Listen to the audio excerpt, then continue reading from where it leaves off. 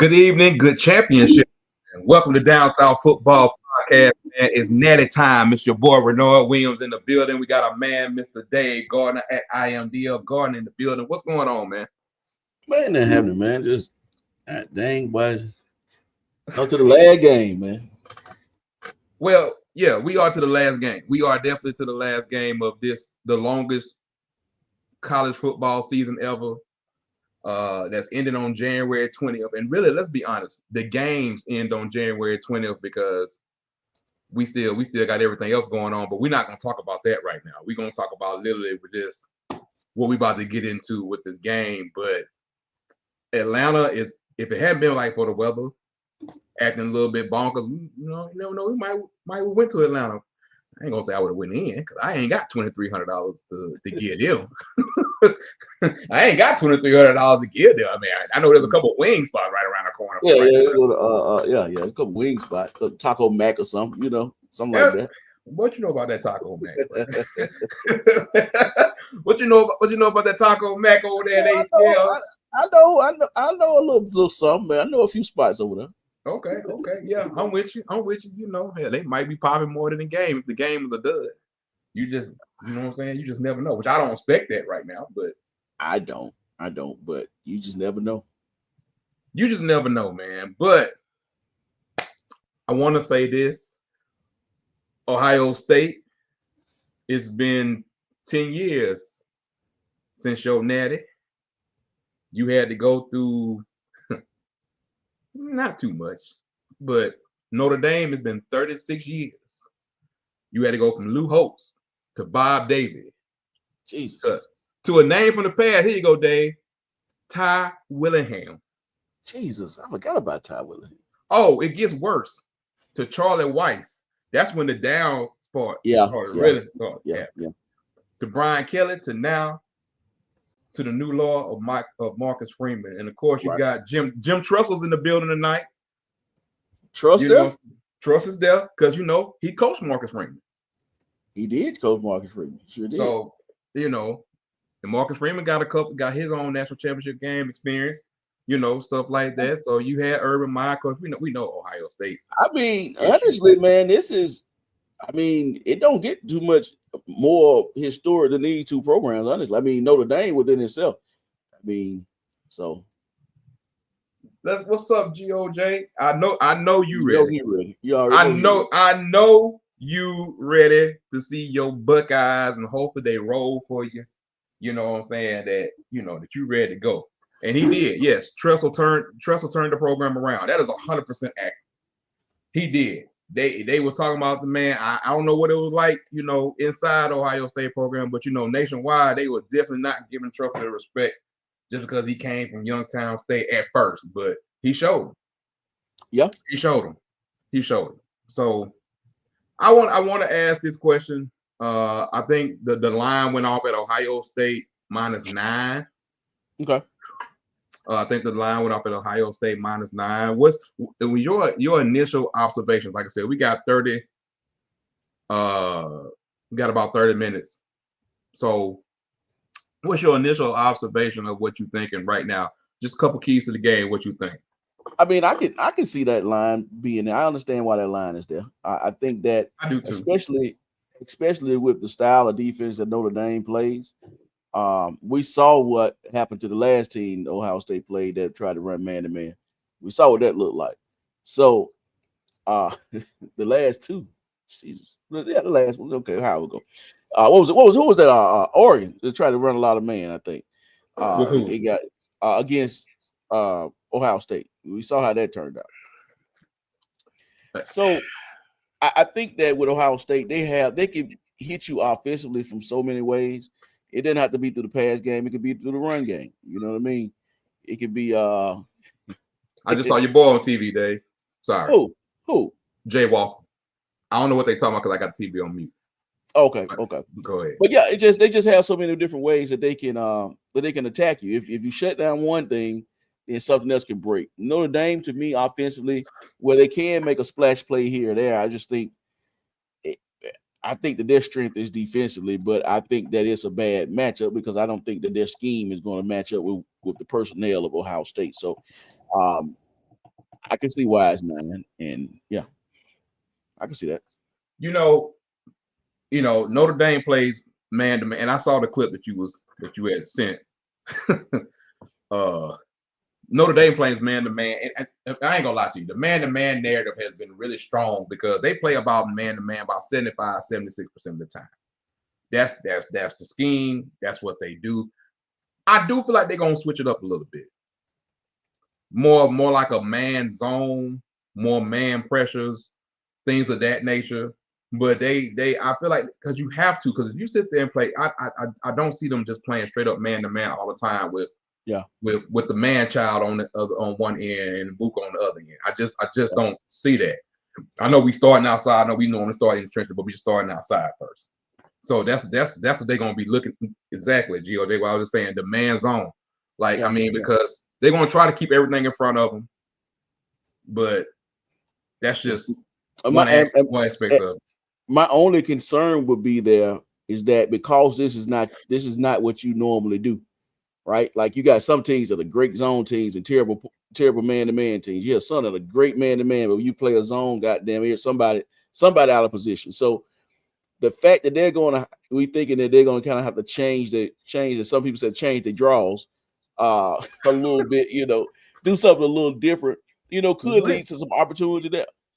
So we're gonna see. What, I man? mean, I'm just laughing. I'm laughing at what you said. But another key thing, like yes, GOJ matchup man zone. Yes, uh, I see your boy JT is playing gingerly on his thing on that leg. GOJ. Also, another big thing that nobody's really talking. Well, we're talking about it, but is the injury. Back in August, what I said my biggest concern about making this far was the depth.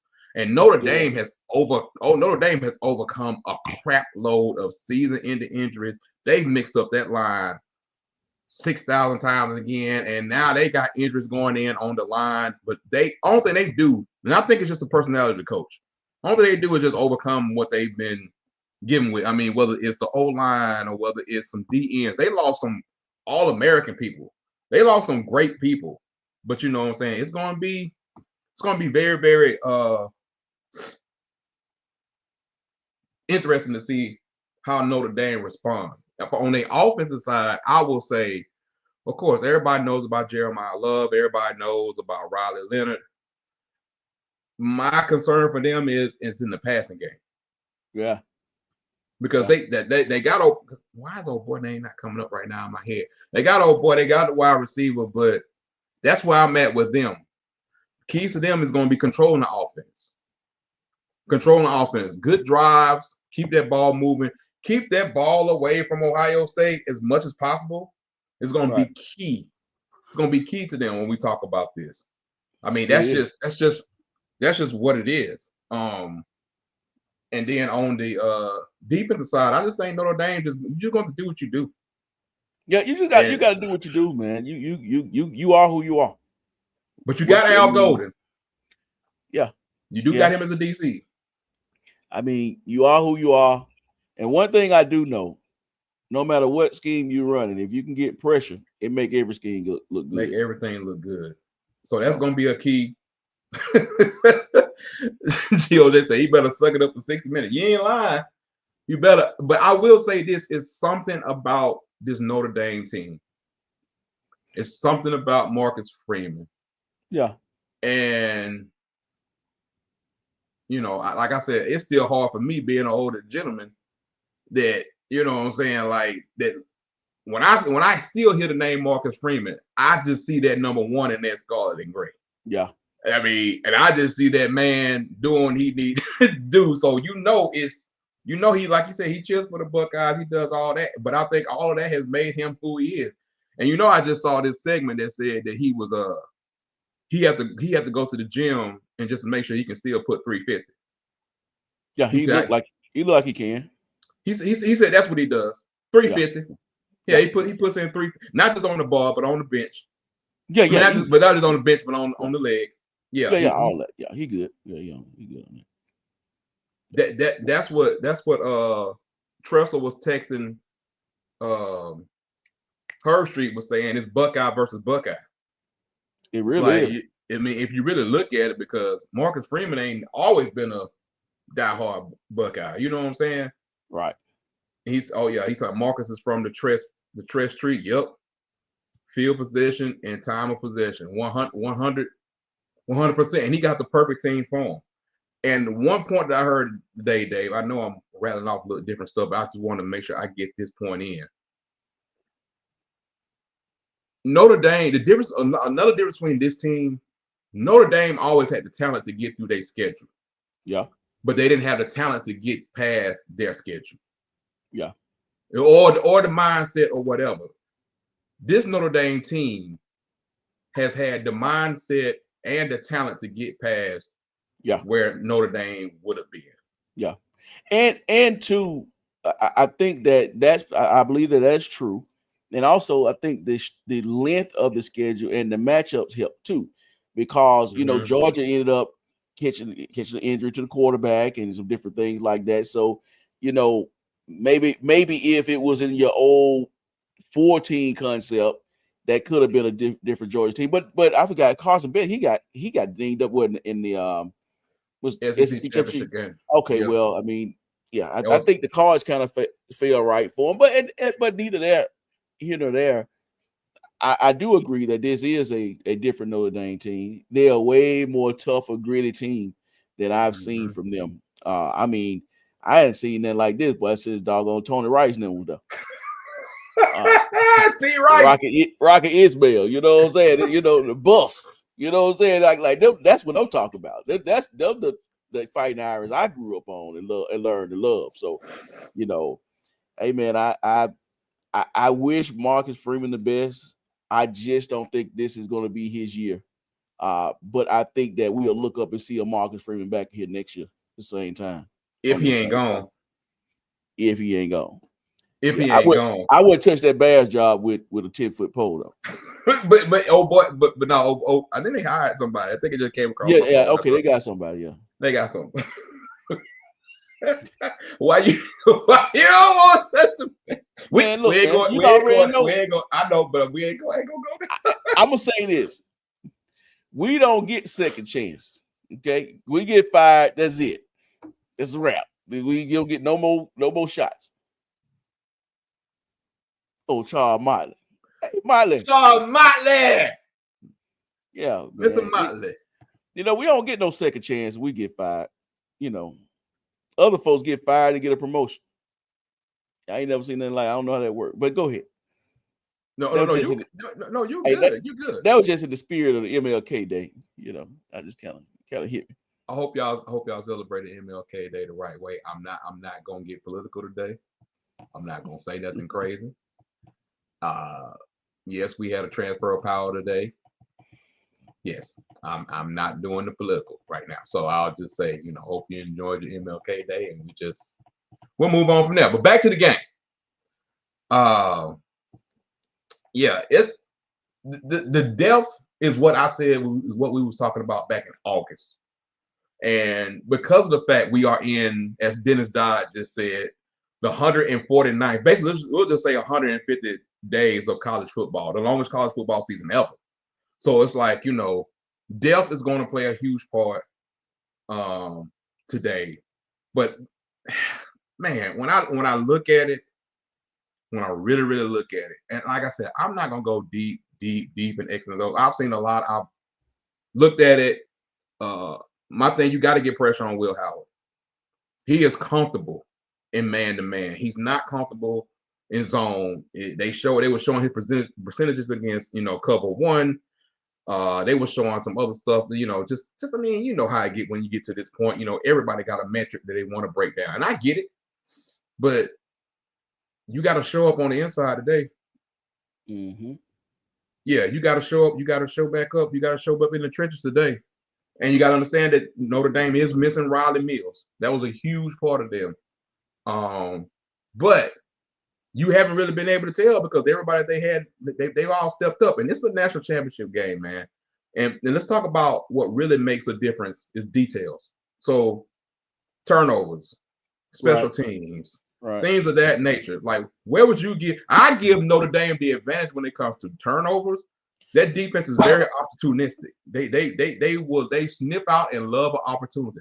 Not Corso sitting up there with the Irish gear on, but what are you thinking when you looking at like turnovers and special teams? Like you got anybody or anything that you want to look at, that you want to see? Yeah, I mean, because speaking of special teams, actually Notre Dame, that's actually what got the ball rolling really when they was playing Georgia.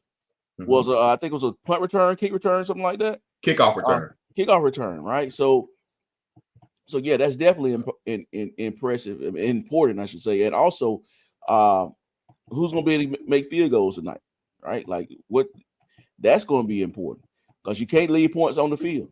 You know, you got to be able to make your field goals. Now, another thing I want to look at too is who's going to be that person who's going to be that player to make that splash play.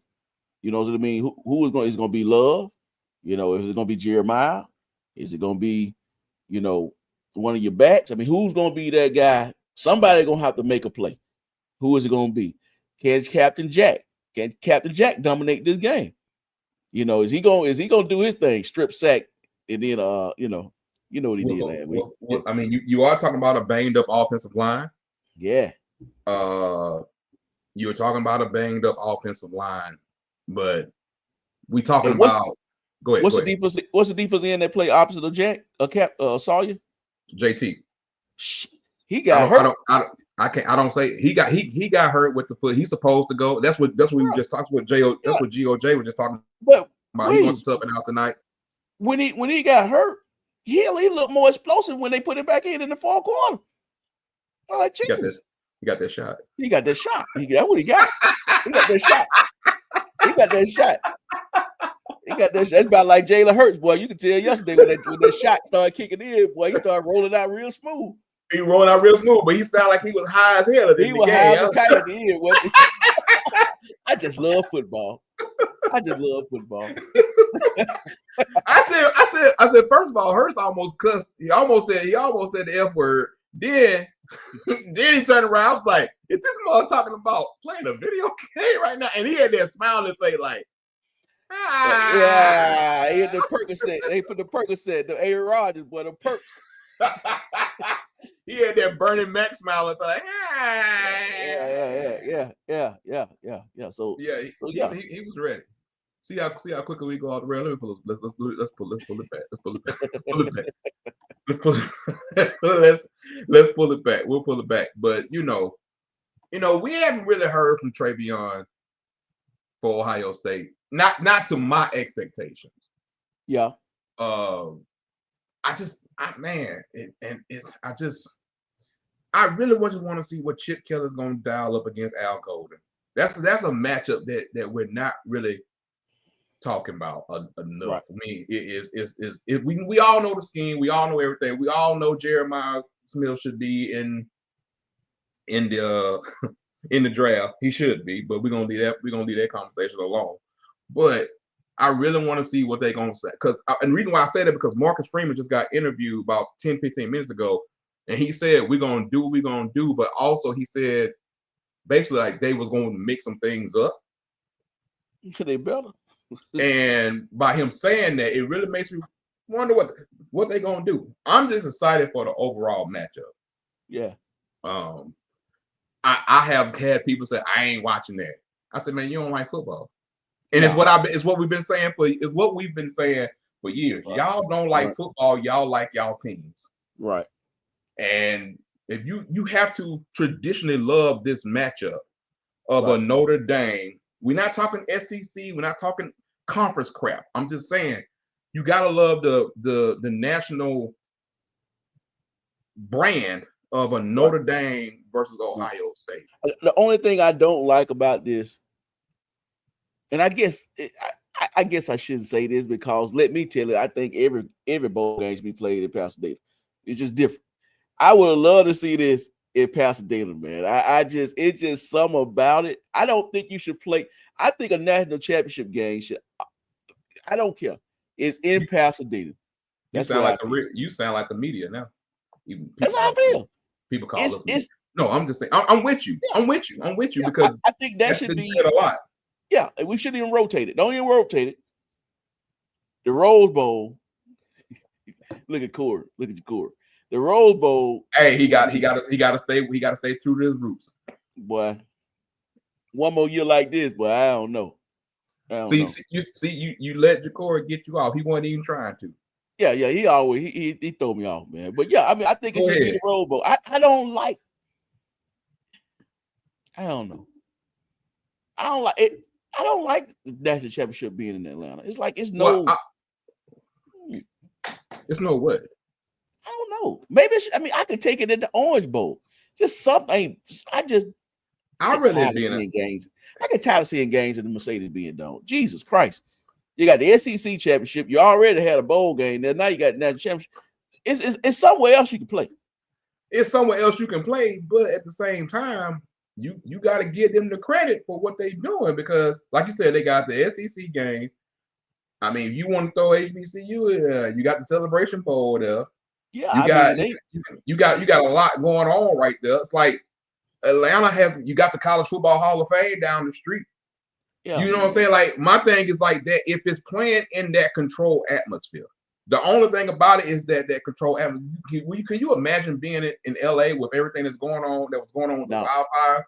That too, and also, can you imagine it being like in let's just say if it was in Tampa, just using it for example, or somewhere down in Florida? It'd be a fool. I mean, it would probably be okay tonight because the snow hadn't made it. But just say if it something with the weather, like you said, the wildfires out there, then you got the weather coming. The weather still would impact it because you got travel, and so some of them people may not get out there until the next day. It could be in New Orleans. What if it was in New Orleans? It would be crazy. Well, the crazy part about New Orleans is this: New Orleans is a great city, but Atlanta, and just like GOJ was saying, and we know, like even business-wise, with everything around it, they're used to hosting huge events. Yeah.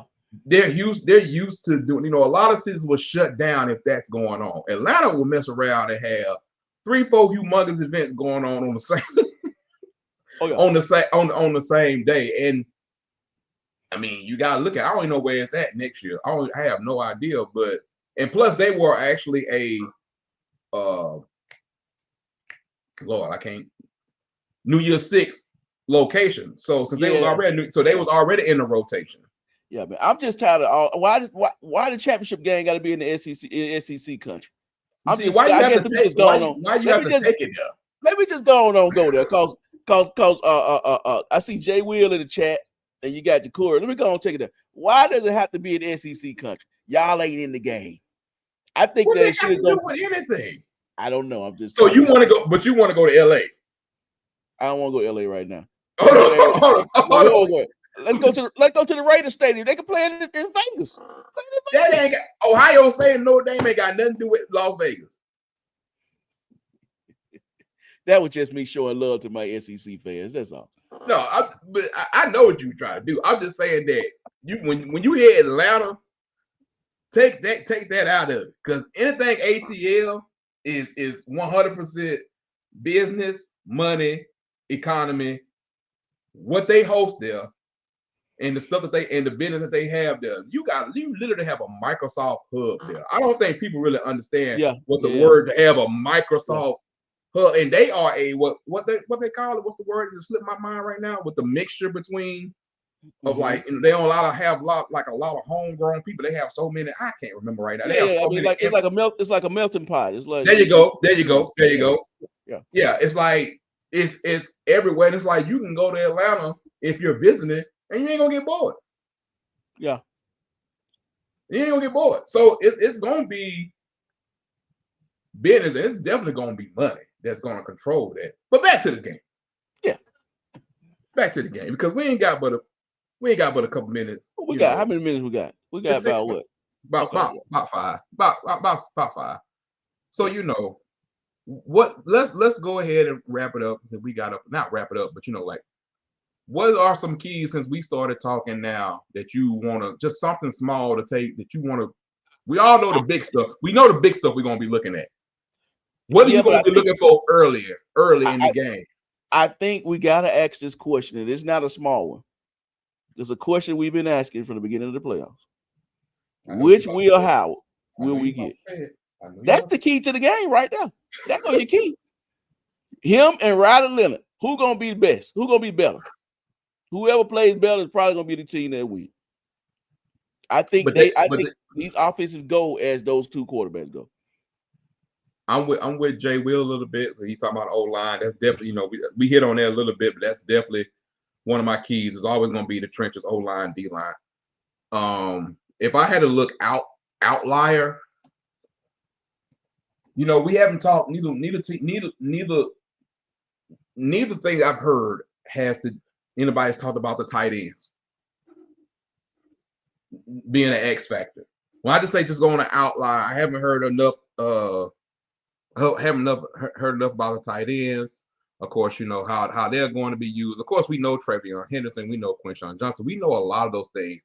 That and the fact that if Notre Dame lets Ohio State get off early, and that's what Ohio State has been doing to teams, is coming out in this playoff and sitting there saying, we about to run y'all out. Right. G. Scott is balling lately. That's what I'm saying, GOJ. They ain't talking about him enough. I don't hear enough talk about him, about what he's doing. But if they do that, if you can survive that initial onslaught, let's see who got to get it mano y mano. But guess what? Fo's still on the perimeter. Show me what you're gonna do with Fo, with that grown ass man, 6'3", 226 pounds. And what did he say today? What did he say? I ain't seen a man-to-man stop me yet. Let me see what they gonna do. Let me see what they finna do right now. I mean, you can't. He is running double moves from the slot. I mean, he is getting man-to-man with your free safety with 40 yards, with 30 yards that way and 30 yards that way, and double moving. What you gonna do with it? Now, Texas defended that play, but I believe they defended it because of where they were on the field when they ran it, right? So he didn't really have enough room. They was in the end zone, right? The end zone was gonna cut him off. He didn't really have a room to really just stride on out. So I'm looking to see that play early. That is a staple. And I will say this for GOJ, it's for a lot of Ryan Day. Marcus Freeman's playing with house money. Ryan Day has an expectation now. All the pressure is on Ohio State. Because now the narrative is, go ahead. I'm sorry. Go ahead. No, I'm agreeing with you. I'm saying like all the pressure is on Ohio State.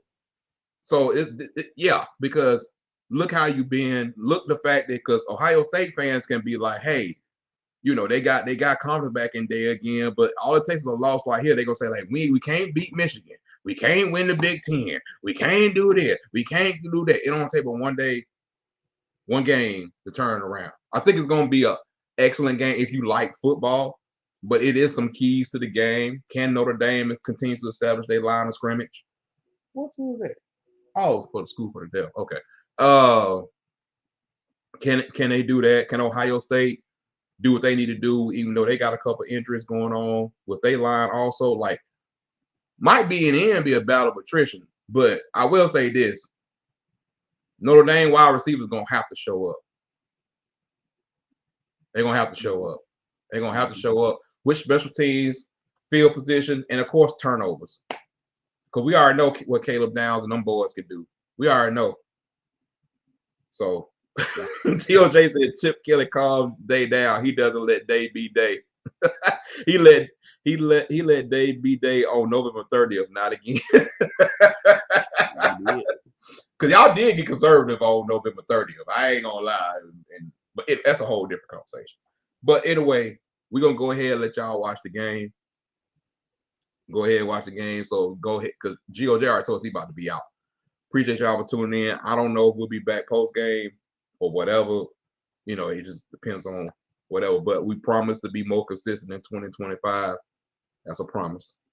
So, but stay around. We still coming at y'all, man, because we ain't finna be gone because we got a lot to talk about once this last game is over with. A lot. We got to talk about the lawsuits. We got to talk about the NCAA versus House case.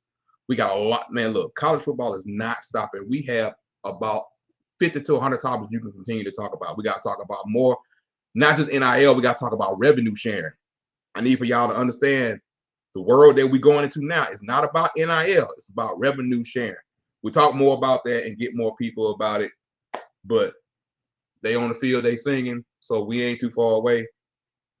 I think we need to let them go so we can all just tune in. I think so too, man. Because I gotta go. I gotta go. I gotta make a gas station run. Oh yeah, you gotta go. You gotta gas station. Go. I gotta go to the gas station, man.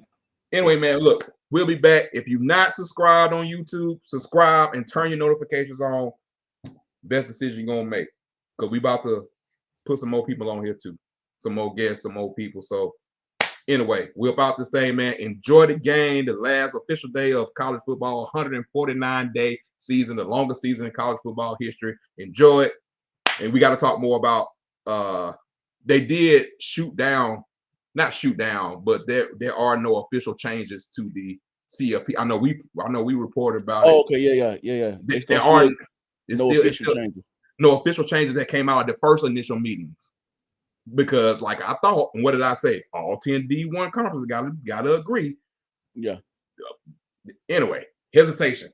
But we'll talk about it more with the seeding and the ranking and the conference championship tie-in and stuff like that. Jay will talk about all y'all hired. If you're gonna pay us. All right, man. Look, we up out this thing. We didn't even get a chance to do the sponsorship. We was on here for not so quickly, but hey, y'all know what to do. Anyway, we about this thing. Y'all enjoy the game, man. Peace. Hold on, Dave. There we go. Oh, we about here.